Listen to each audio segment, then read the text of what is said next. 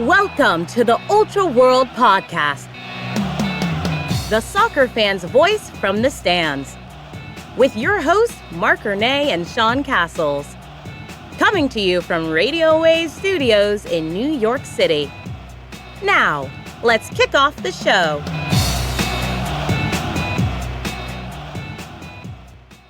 Hi again, everybody. I am Marc alongside my co-host Sean Castles, and we have gone to extra time on Liverpool. This is part 2 about the Reds. Well, may have been a jinx and brought 2 ties to them instead of 2 wins. That's all the more reason to savor the championships, right? That's they just won the Premier League in 2025. So I'm not going to feel too bad for them. They just won it with Arne Slot just after they let Klopp go. So let's hear from Alex about what it was like winning the championship. What was it like winning the championship last year? How was that? What was the celebration like? I know it's not as great a year, but you just won a championship. What's that like? I mean, last season was a crazy season because I think that I and many supporters, we did not expect the team to play as well and as consistently well as they did. And it was almost like a state of happy disbelief. And when they actually sealed it, the celebrations were incredible, and it was just so much fun to be a part of that. It was an amazing celebrate season. with the team, yeah. The Jota summer, losing him is brutal, and I think that's what's still kind of carrying over with the club. They're saying, like, he was just so important, and like it just the heartfelt sadness, and then immediately after there is just and you see the community come together and rally around a player they love. Yeah, you see it, and I mean, grief at the loss of someone important to you is a real thing, and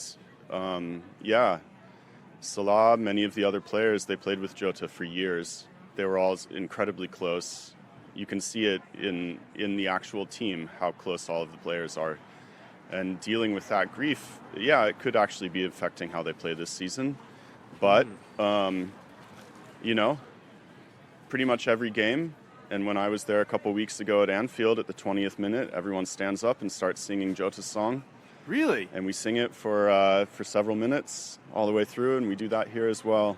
All right, I got to record that. There's a culture of remembrance and of cheer. So, yeah, it's good. And Sean, we've been talking about embracing the tradition, trying to get fans on your bandwagon. No better way to get a bandwagon jumper aboard than bringing home some hardware. The sweet elixir of a championship brings people right onto the bandwagon and into the bowels of Liverpool. Chris, Alex, the brothers Hollander, Justin, they all made the case of why we should be Liverpool fans. Why should someone pick Liverpool to be a fan of? Well, I think you have to know something about the history of the club. You have to know something about the character of the city and the people of the city. Because every time I've gone to Liverpool, I have been greeted as a friend. People see you in 3 dimensions. They treat you like a real human being. They're just wonderful people. They also love to sing and have no inhibitions. So you go into a bar, there's live music, and everybody's singing along. It's just a gas. So it's a lot of fun. That's what I love about Liverpool. I also love their, you can't keep a good Scouser down attitude. If it ain't right, they're going to say it ain't right and fight for what they think is right. And I just appreciate that attitude because I think Americans can be too passive. Mm-hmm. So, There's passion here. You feel it at the 11th Street Bar here, too. Oh, definitely. Alex, what team are you a fan of and why? Liverpool Football Club.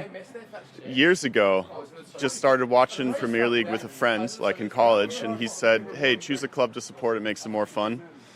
And the community of supporters in sort of the pub where we were watching for Liverpool was the most fun. And so I was like, how about Liverpool? And that sealed it, and it's been about community ever since. Give me your elevator pitch, or why should someone be a fan of Liverpool? Look, we have the best chance that anyone can come up with. I mean, everyone else steals our chance. And then other thing, just the fan base, no matter winning or losing, we've had some tough times in the past, and there's always just laughs and cheers and pints being drank, and just the history there is just amazing as well, and it's just a great team and a great fan base to be part of. I'll definitely take creativity and a good time. Yeah, I mean, look, we kind of marry history with, modern flair. It's brilliant product to watch.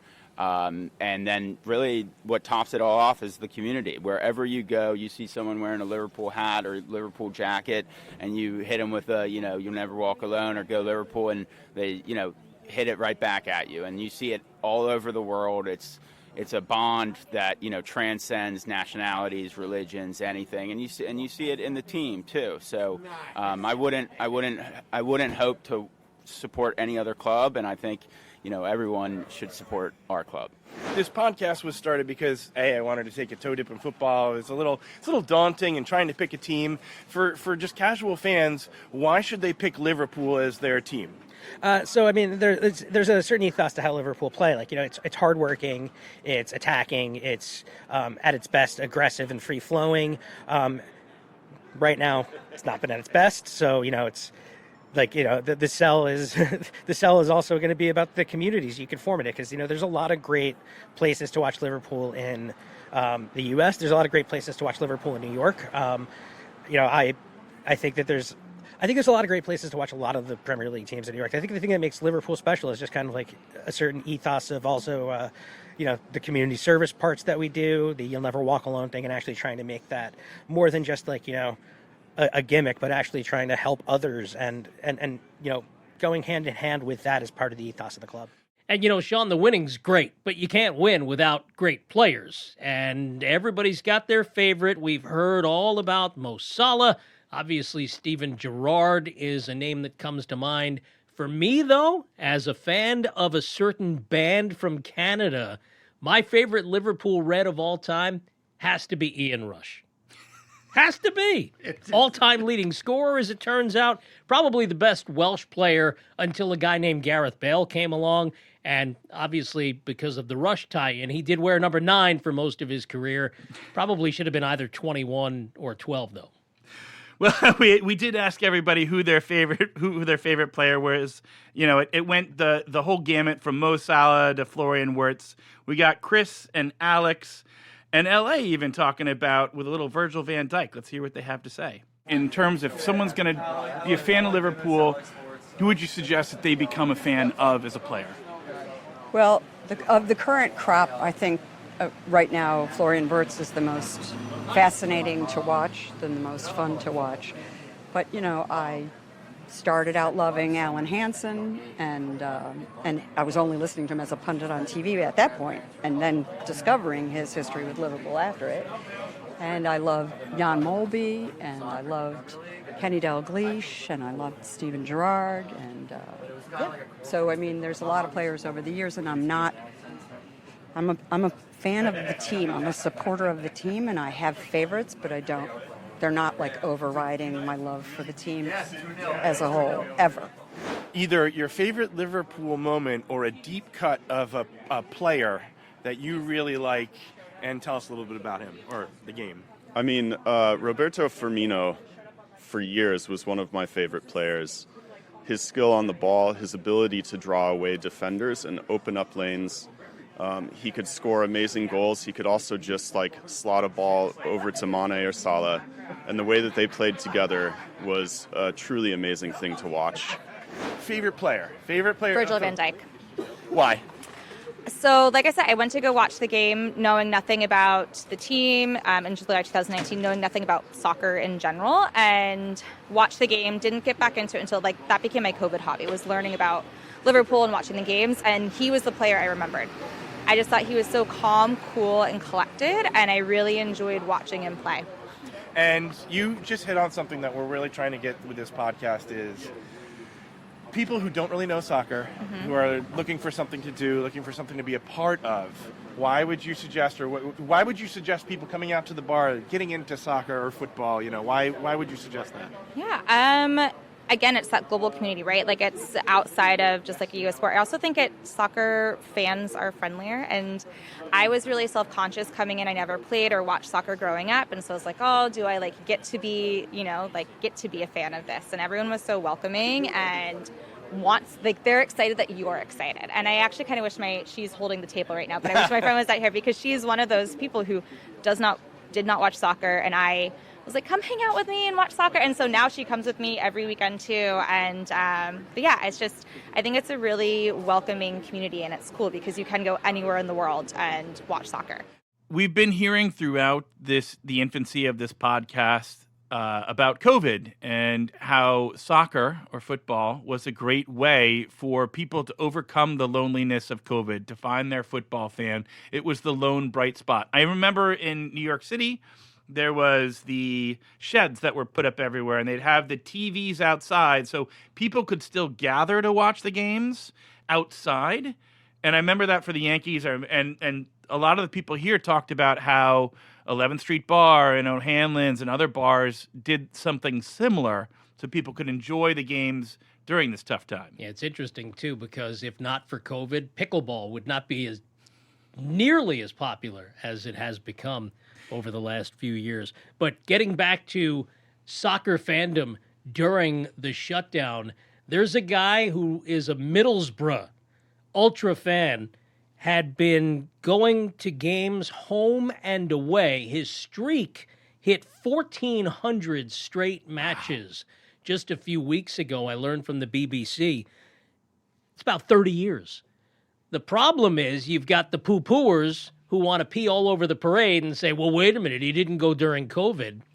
I don't know. What do you do with that streak, Sean? That's some BS. I'm going to not say the full ul and it on there, but that's some BS because he had no choice. He couldn't go. So keep that man's streak alive. That streak should be intact. I am offended on his behalf there. Well, Middlesbrough, Nick, you have Sean Castle's 100% support that your streak remains intact. That's right.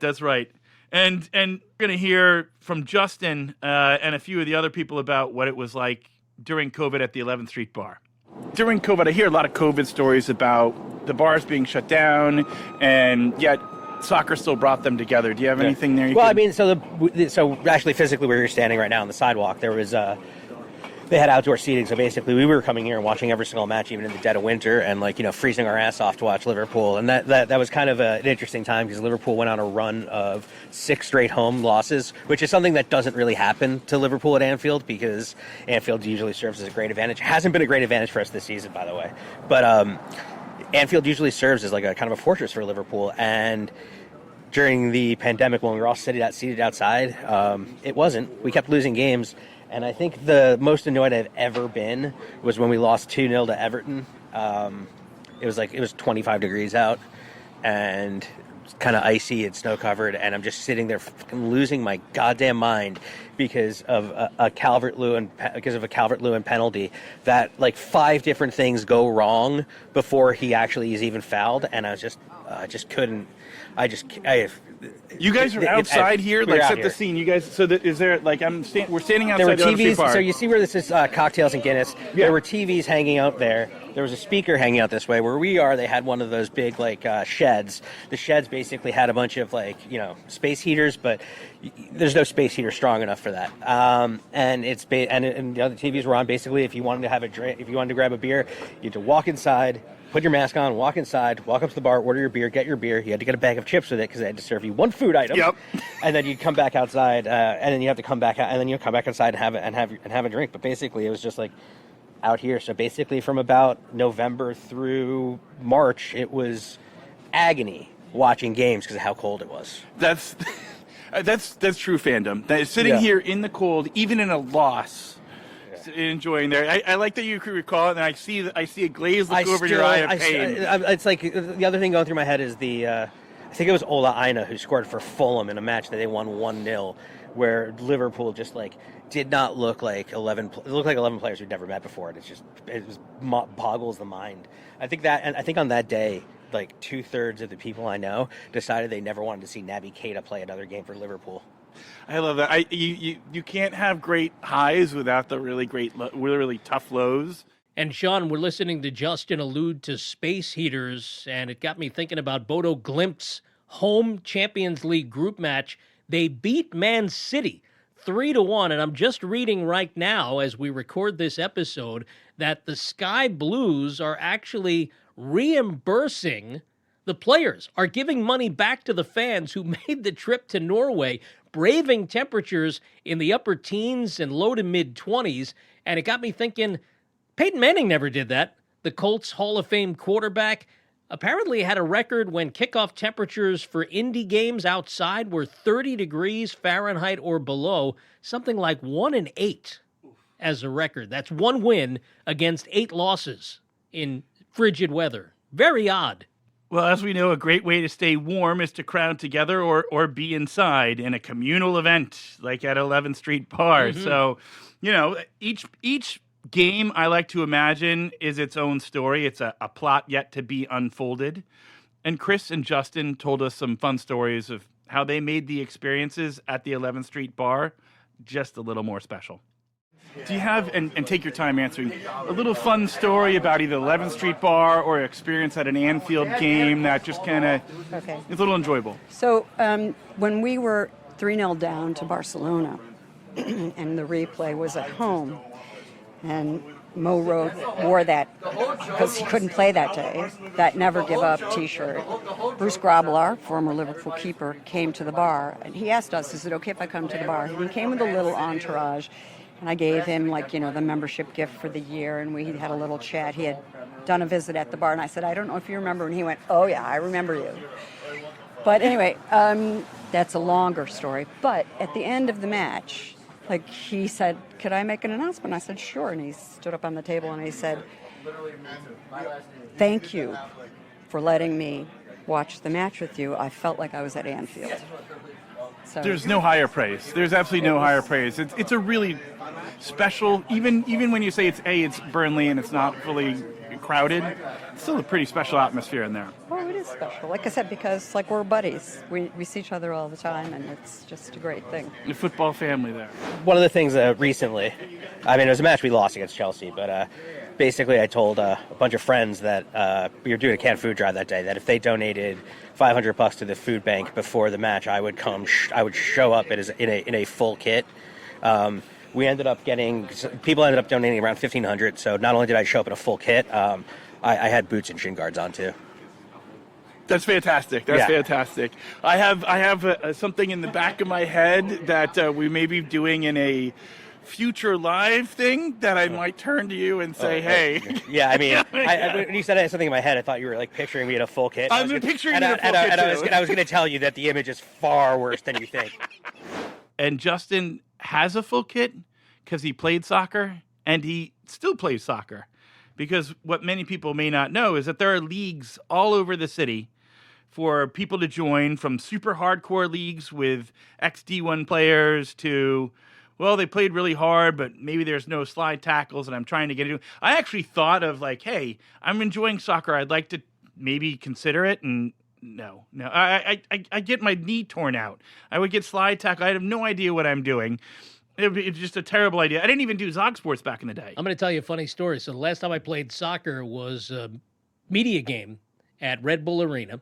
And before that, we had one at Giants Stadium before they moved the Red Bulls. And they might have still been the Metro Stars at the time. So the first one, I decide I'm going to be the goalie.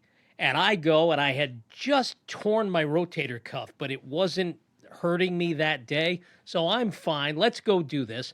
And I'm in the big goal, diving around in pregame, making all kinds of great saves, like highlight reel saves. They were phenomenal. 5 minutes before the game's about to start, they roll out the little mini goals. I'm like, what are those for? They said, oh, these are the ones we're using. I said, no, you can't use it.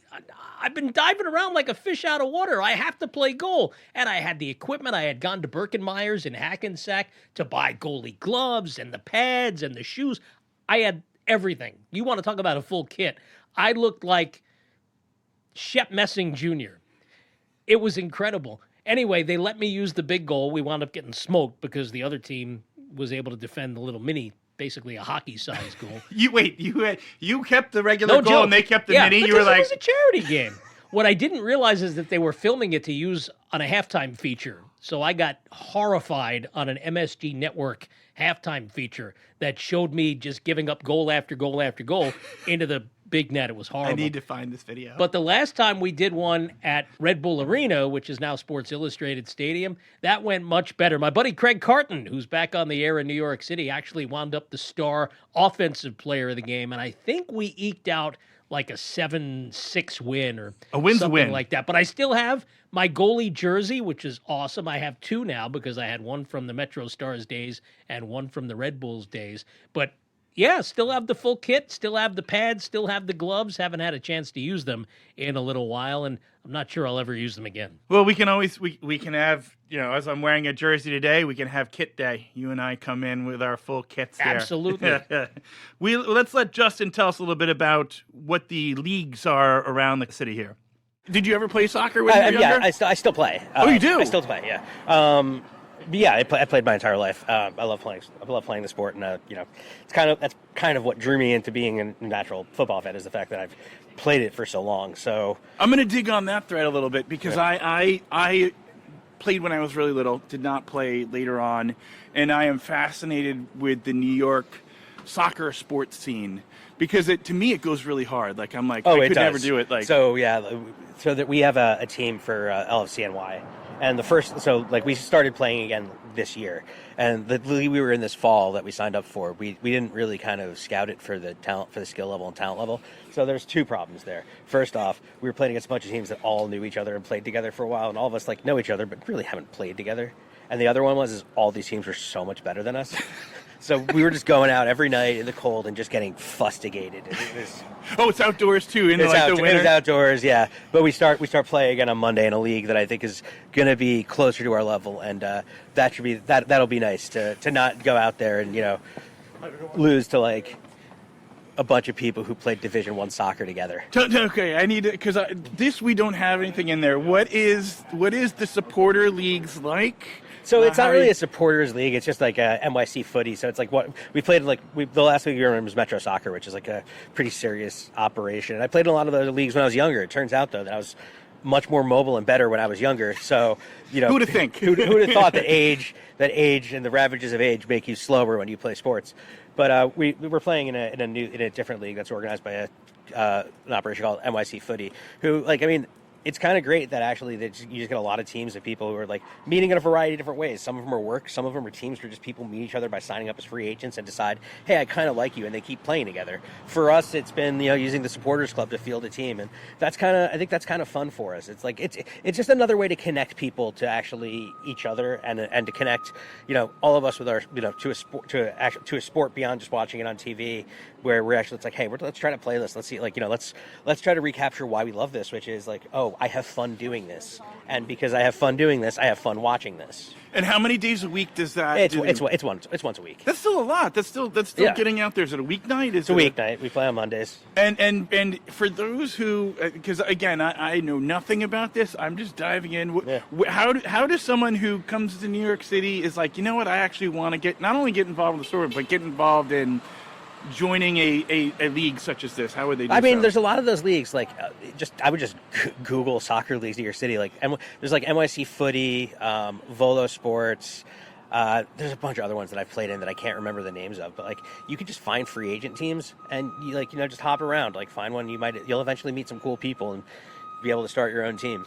Thanks for that, Justin. And Mark, let's pivot over to rivalries. Yeah, Sean, a few episodes back, we heard about how Everton and the Toffees faithful hate the color red, obviously referring to the Merseyside rivalry. But you know what? It's interesting. There's a little less animosity on the flip side of the coin. Now, they do all acknowledge Everton, but you have to feel the internationality of the fan base leads to other teams being more hated. And in fact, when you talk to some of the fans of Liverpool, Man U kept coming up as the team that makes them see red. That's right. Shots fired, Man United fans. Who is Liverpool's biggest rival, and why should people not root for them? Even though recency bias would say City, but it's got to be United. Just like Manchester United, a deep rivalry, long historied rivalry.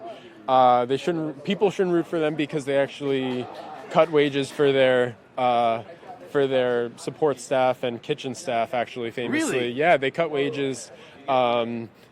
to While they're scooping up all these while other they're players. scooping, spending millions of pounds in the transfer market, and so Jim Ratliff, I don't know, I wouldn't support him. Who would you say is Liverpool's biggest rival, and why should I not be a fan of them? Ooh, that's tough. I mean, I guess you just have to go with Man United, just the close proximity of the teams together and the history of the teams together. But just obnoxious fan base, just terrible team overall. Old Trafford is one of the worst stadiums that is in the Premier League, and all of their Premier Leagues from the past are because of some cheating scandals, I would say. So, no real history there. No, I'm just they don't joking. even play in Manchester. Yeah. I'd echo that, and then I'd say Everton. And the reason to not support Everton is because they're, our chant is "You'll never walk alone." Their chant is "Boo." So if you want to watch good football, you want to support a good team, Liverpool is the one for you. And Sean, as we record this episode during the week leading up to the NFL's conference finals, and of course they'll decide who gets to play in Super Bowl 60. Geez, I'm old. You talked to Kyle about your shared love for a certain franchise that, quite frankly, and we're just spitting facts here, hasn't been to the big game since way back in 1969. And of course, we're referring to football and not football, but you talk about both. I'm sure you watch other American sports too. Yeah. You watch American football. What makes soccer different and drew you to that, or football different? I would say, it really runs deep, the passion and, being in New York, I'm a Jets fan for football, and Me too. Yeah, exactly. It's brutal. It's brutal, but it really is deep in the heart. People support with their heart, and if Liverpool lose, my whole weekend is altered. If Liverpool win, I'm the happiest. I kind of lose myself for 2 hours, and that's kind of different compared to watching a Jet game or watching brutal the to watch Knicks. the Jets. Yeah, and it's I love the Jets, but it's it doesn't really touch the same heartstrings that Liverpool does, and it's it's just fun. It's just really it's something else. It's something, and to be able to share it with a bunch of people as well, it's awesome.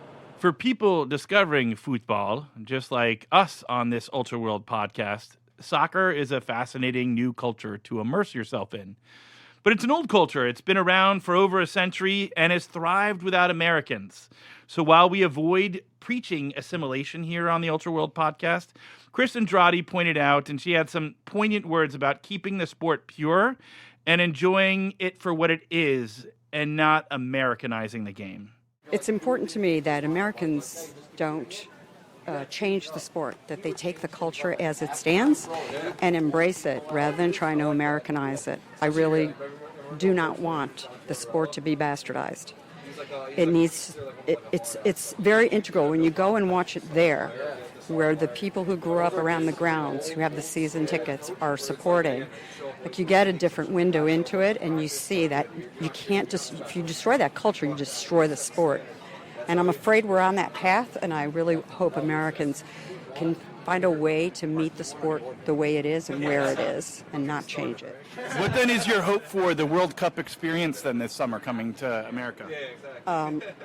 If your dream scenario of how Americans embrace it, what would you hope happens? I used to love the World Cup, but I am totally angry that they have expanded the competition to include so many extra teams, because the players' careers are getting cut short already by probably as much as a decade for meaningless competitions, meaningless extra games. You've got the Nations League now, you've got the Conference Cup, you've got the extra UEFA Champions League, Europa League games, and now you've got the Club World Cup, and you've got it's too much. These guys got a lot of miles on their legs. I mean, Exactly. It's amazing that they hold up. And that's why there's been so many injuries, and that's why right now leagues across a lot of leagues, and especially in the Premier League, a lot of teams have a lot of injuries. It's too many freaking matches, people. Yeah, you guys just lost Salah to the AFCON Cup for a couple weeks. Oh, it was more than a couple. Yeah,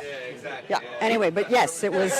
It's just, and other teams lost 2 and 3 players, but And Sean, on the subject of Americanization, probably more the owners than the players infiltrating the world stage. Notably, since we did mention the Jets earlier, their owner, Woody Johnson, has both his hands in the Crystal Palace cookie jar these days, and the Eagles, at the moment we're taping this, 13th on the table. They're 8 points back of Liverpool, who are currently 4th in the standings. And, Liverpool has a very interesting zodiac chart. So we got our house astrologer, Scott Tajarian, to give us the deets. So starting us off with Liverpool, Scott, what does the chart say about Liverpool? Okay, so Liverpool, the date I have there is June 3rd, 1892. And so on June 3rd, 1892, the sun, like Mark, was in Gemini. So, so Liverpool is I would describe that franchise, and I really know nothing about Premier League soccer at all. I mean, I've heard of these teams, but I know nothing about their history. But I would think that Liverpool is, as the Twins, they're going to have the fans are going to have a dualistic experience of what it means to be a Liverpool fan. Sometimes it might feel like really exciting and fun and gregarious, and other times it's very serious. And just the whole demeanor of the fan base can change on a dime. The moon is most likely in Virgo. If they were founded really, really late at night, then it would be Libra. But assuming they were founded during the day, the moon was in Virgo. So emotionally, they're very harsh, very critical, very analytical. They're very knowledgeable. They know a lot. I would assume that this fan base knows a lot about their team. They're very knowledgeable. It might be somewhat even shocking to some of the players and coaches about how much the fans know about this team and the players on the team and the history of the team. But so on one hand, it's like, oh, wow, cool, you're really knowledgeable. On the other hand, it's like, I wish you didn't know so much about the team, because they're over-analyzing and they're very critical. How do those two sound to you guys? They sound good. I mean, again, Mark and myself are also diving into this, and that's why we're doing this exercise for fun. So it'll be kind of up to our audience here. But Liverpool are the champions, and to be honest, in our discussions with Evertonian fans and people from Liverpool, that Everton is really the team of Liverpool, and a lot of people who are Liverpool fans are more international because they are champions. They are usually really good. They're usually in the mix. I think this past year they were supposed to really cruise through the Premier League, but they crashed out of the FA Cup pretty early, and then they met up with eventual champions PSG, and they started up in the first leg, and then had a really crushing loss at home. So I could see that kind of both sides showing up there, definitely in terms of the team.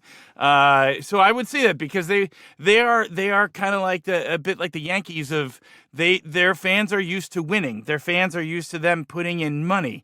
Even if Liverpool is not a destination town like Los Angeles or New York or London, they're still one of the meccas of international soccer. This has been the Ultra World Podcast, the soccer fan's voice from the stands, with your hosts, Marc and Sean Castles. Our executive producer is Sue Zizza. Marc and Sean Castles are co-producers. David Shin is our master engineer. Assistant producer Avery Gehrig, and I'm Alicia Antwine. To be a guest on the Ultra World Podcast or learn all about sponsorship opportunities, send an email to ultraworldpod@gmail.com. Be sure to follow the show on all the social media platforms at Ultra World Pod. Copyright 2026. All rights reserved, Ultra World Podcast, LLC.